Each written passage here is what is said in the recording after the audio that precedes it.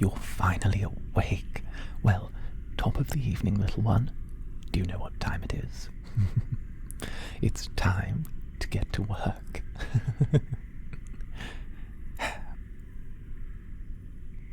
Why, yes, I am in a rather chipper mood today. Or should I say tonight? That's because we have a lot on the agenda today. You and I and science. Dare I say it was the trio made in heaven. Oh, I'm going to love every second of it. You, potentially, not so much. Oh no, shh. There you go, there you go. The two of us are fine. Truly fine, my little fledgling. It's okay, there's nothing to worry about now that you're with me. And the two of us still have such wonderful work to do. So much wonderful work. How are you feeling, little one? I hope you don't mind that I borrowed but a small quart of your blood while you were resting. The healing properties of vampiric vitae are quite storied. It would be neglectful for us not to explore its properties fully since we have a plentiful supply. Namely, you.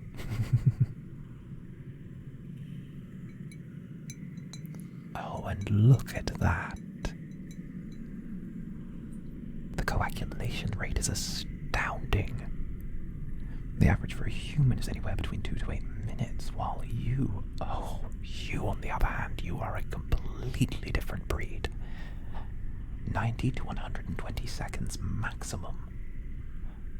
Perhaps this plays into the vampire's natural affinity for blood consumption, an inbuilt defense towards blood loss. If I had to guess, the natural consumption of human blood causes a fundamental change within the vitae consumed when assimilated into your system. From what I can extrapolate, this has to be the result of the rapid mutation on the red and white blood cells to make them more palatable for the vampire system. Oh, but should that blood be consumed by a non-vampiric creature? Vampiric blood could rapidly increase the healing rate for that given individual. Naturally, this raises the question of other medical applications, perhaps even the start of a vampire-human blood exchange program. Oh, goodness. The people of the Order would hate that, but they also hate it when we're right. And you and I think we are certainly right on this one. It's an absurd thought, but an absurd thought that could certainly lead to profound discovery. Oh, goodness, look at you. You are a remarkable creature. Dare I say even majestic in your mystique. I don't know about you, but I am loving this journey of scientific discovery together. After all, we're smart enough to know that science is subjective. There are no true answers. We simply think we have answers, but in truth, our answers simply lead to more questions. Of course, in order to establish more truths, I'll need more of your blood, but I trust you won't mind granting me a donation for this more than just cause.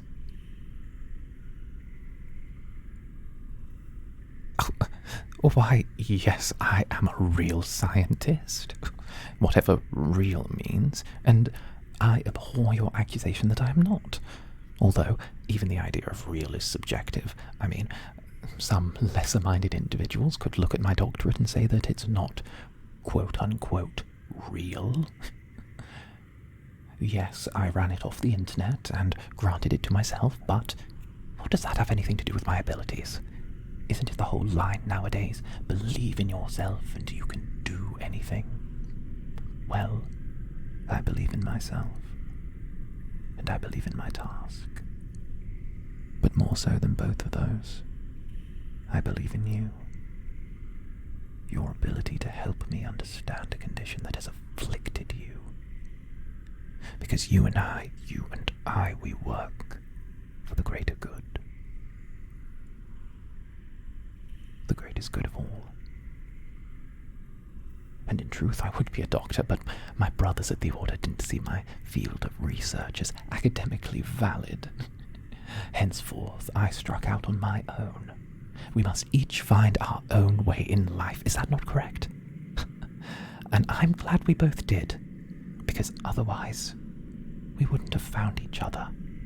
And what a drab existence that would be, floating along, waiting for a pursuit as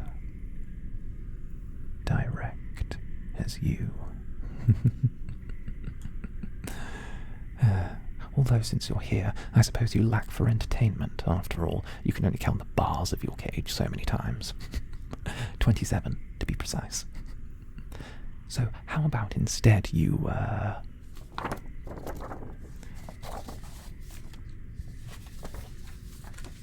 since you're here, I would love for you to read my thesis. Here, have a look. An exploration of hunter and prey potential symbiosis in relation to the feeding patterns of modern avians. Trust me, it's far more riveting than it sounds. Here, have the paper copy. There's got to be some entertainment while you're stuck in that cage. Here you go. Oh, no. You almost got me.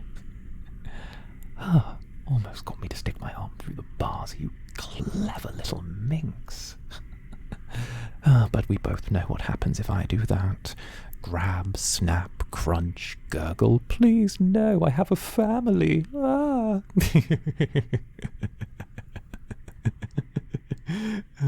Shh. No.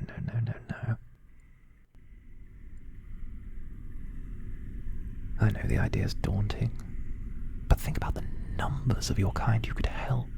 Those trapped within an endless eternity, condemned to forever hide in the shadows. Do you not think that there are those among your kind with regrets? Those who had second thoughts about becoming creatures of the night? And the two of us have the power to help them. Not just one or two, but thousands. We could help thousands of kindred who are living a life they do not wish to continue. We could help both of our kinds. Less vampires mean more safe humans, slower vampiric growth, potentially for decades, even a century. And it all starts with you. You, the only one that can open the doors to further discovery. The two of us working together to traverse the unknown.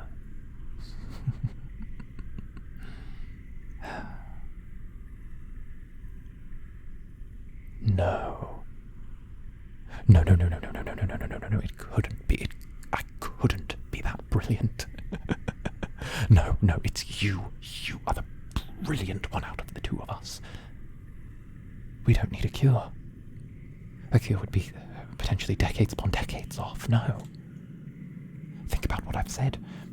If we can find a way to prevent the transmutation of red blood cells upon a victim's turning through a series of preventative antibodies, it could be possible not to create a cure, but a preventative to begin with, something that could give people the active choice after they were bitten if they wished to turn. After all, there is a window where the human is both human and vampire, living between the two in a transitional state. It could be a temporary preventative, but it's a way to give humans a choice. And a way to give hunters a safety net while hunting.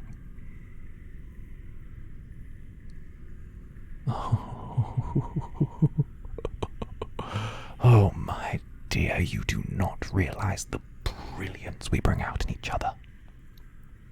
History will remember the two of us.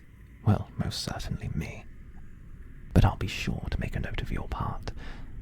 And this wouldn't have been possible if I didn't catch you with that brilliant invention of mine. The powdered silver grenade. One of my favoured inventions, said it was impractical of the Order, that it wouldn't work in mass hunts. Well, they were wrong. So very wrong. And I can't wait to tear the Order to sunders. With knowledge, science, facts, and logic, of course. Of course, no fiery vengeance.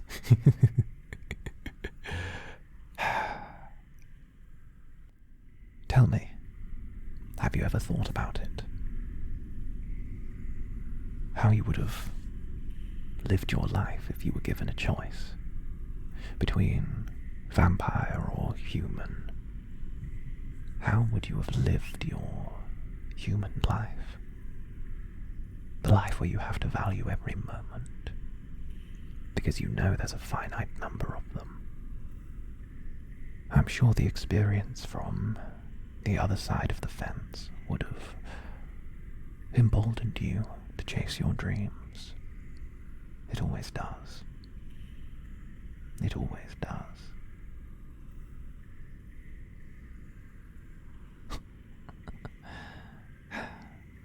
It's only when you see the worst the world has to offer up close that you realize how much every last slither of good means.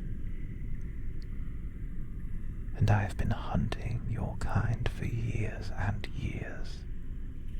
I hated it. I hated every second of it.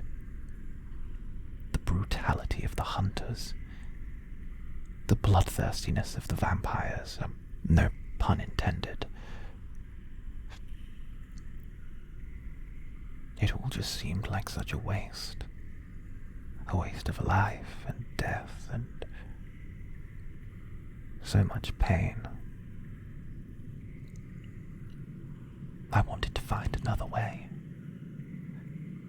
a way that did not involve pain or suffering or heartbreak,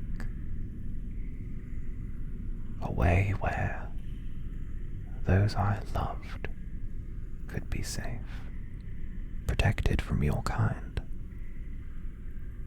and your kind could go on existing as you always have and always will.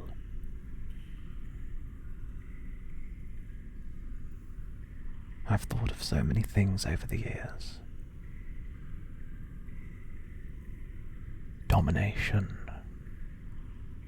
symbiosis, synthesis, control. All different ways that our two kinds could get along. Maybe even put down the weapons and the claws and coexist in a manner. But I don't think we can. There is no option that exists that entirely removes suffering. Everyone suffers. Everyone gets hurt. The best we can do in life is choose who suffers and who is hurt. And I think that is where the two of us meet. We understand that when it comes to distributing those necessary evils, we protect the ones we love. We would rather bear the burden than simply pass the buck. And that is why I know that you are the perfect companion for this experiment, this grand opening of the mind. Because we can attack things from the same angle, but from opposite sides.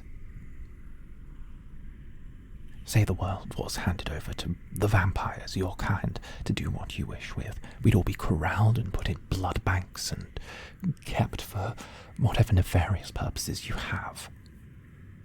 Free will would be eliminated, autonomy wouldn't exist. The true idea of the vampire is that they are always thirsting for more. Because greed will always outweigh need. While the way of the human is need outweighing greed. We lack the options your kind have. I don't know if you're so far gone to have forgotten, but our time is limited. We take whatever we can get and hold on to it tight, squeezing every last drop of life we can. And when our time is done, we shed our tears and hold on to hope. It's the perpetuality of the vampire that daunts me. The idea that we could fix a world not just for one generation, but potentially for the rest of time. Find the balance between our two species.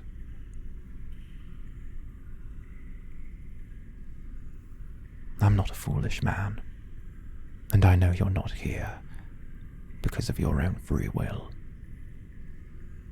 After all, I wouldn't need the bars otherwise. No. You're here because I forced you to be here. You're here because I removed your choice. The same kind of restriction of choice that vampires would enforce, should they have us all under their boot. You might not like my methods, but you don't have to. And hopefully you never will have to.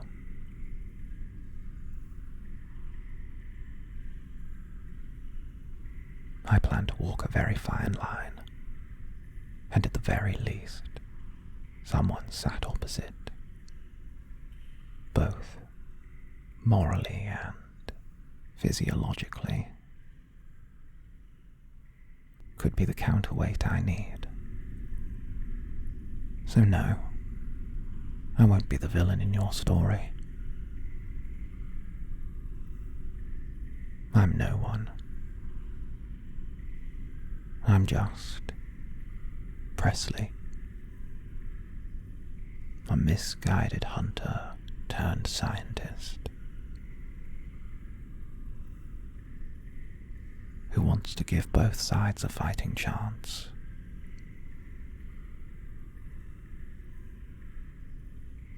Because if no one has a chance, then we might as well be damned already.